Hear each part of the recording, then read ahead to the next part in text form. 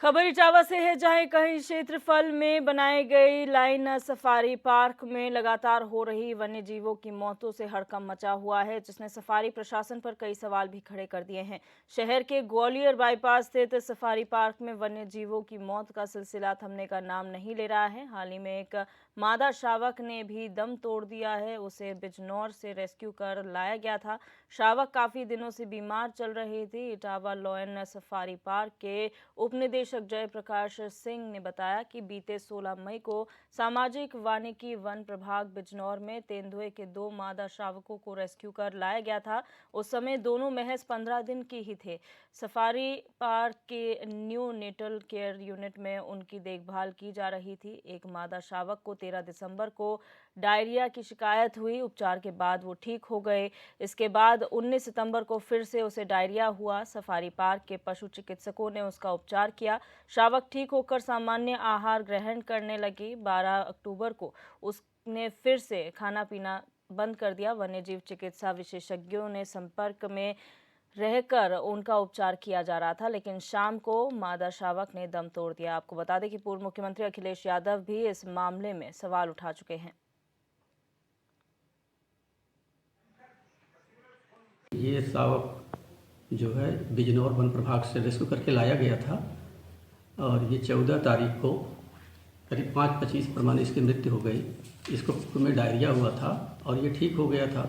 इसको पुनः डायरिया हुआ और पुनः इसका उपचार किया जा रहा था। ये ठीक होने के उपरांत 2 दिन पहले इसने अपना भोजन ग्रहण करना बंद कर दिया। डॉक्टरों की टीम द्वारा इसका उपचार किया जा रहा था, लेकिन 14 तारीख को करीब 5:25 पर इसकी माने मृत्यु हो गई। ये बिजनौर सामाजिक वन प्रभाग से लाया गया था और इसको हैंड रेयरिंग की जा रही थी और इसको बड़े डायरिया हुआ। डायरिया के बाद ये ठीक हुआ, फिर अपना मैंने सामान्य अवस्था में आया। पुनः इसको डायरिया हुआ और डॉक्टरों द्वारा इसका उपचार किया जा रहा था। 2 दिन पहले ये माने जो है भोजन करना बंद कर दिया और डॉक्टरों के उपचार के दौरान ही इसकी मृत्यु हो गई। ये जो शावक की मृत्यु हुई ये मादा थी। ये करीब 5 महीने की।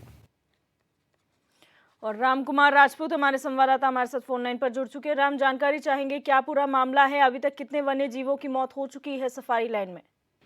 जी दिव्या जी, ये देखिए कहीं ना कहीं अगर देखा जाए जनपद इटावा की पावन धरती पर एक ऐतिहासिक लाइन सफारी जो बनाई गई थी, जो मुख्यमंत्री अखिलेश यादव द्वारा इसकी नींव रखी गई थी, लेकिन फिर भी कहीं ना कहीं अगर देखा जाए तो लगातार वन्य जीवों की जिस तरीके से मौत लगातार हो रही है, उससे कहीं ना कहीं एक बार फिर सवालों के घेरे में भाजपा सरकार खड़ी है। क्योंकि लगातार जिस तरीके से वन्य जीव जो है आए दिन लगभग 11 वन्य जीव जो है एक बाद एक करके जो है लगभग 2 या 3 साल के अंदर ये कई जीवों वन्य जीवों की मौत हो चुकी है। लेकिन जिसके लिए लगातार वन क्षेत्र के जितने भी अधिकारी हैं उनको पूरी तरीके से सूचना भी दी गई थी और कई बार जो सफारी पार्क में जिस तरीके से देखा जाए तो लगातार इन मौतों से हड़कंप मचा हुआ है। क्योंकि कई क्षेत्रफल में बनाई गई लान सफारी एक ऐतिहासिक लान सफारी मानी जाती है, जो कहीं न कहीं अन्य प्रदेशों देश विदेशों के लोग इस सफारी का यहाँ आनंद लेने पहुंचते हैं। लेकिन अब सबसे बड़ी बात अगर की जाए तो प्रशासन पर कई सवाल खड़े कर दिए गए हैं। क्योंकि जिस तरीके से सफारी पार्क वन्य जीवों की मौत का सिलसिला थमने का नाम नहीं ले रहा है। हाल ही में एक मादा शावक ने भी दम तोड़ दिया है।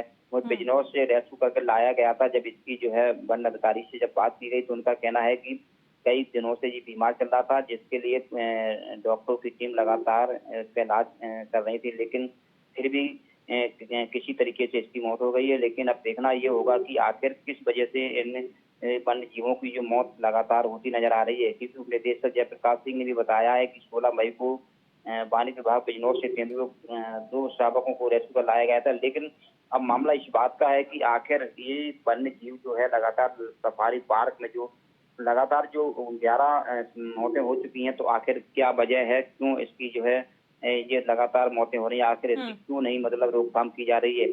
अच्छा राम, कितने यहाँ पर कितने वन्य जीव हैं? अगर क्या गणना की गई है और क्या वजह मानी जा रही है इनके बीमार होने के पीछे? क्या आहार में कोई समस्या है या फिर उनके रहन सहन में कोई बदलाव किया जाना है?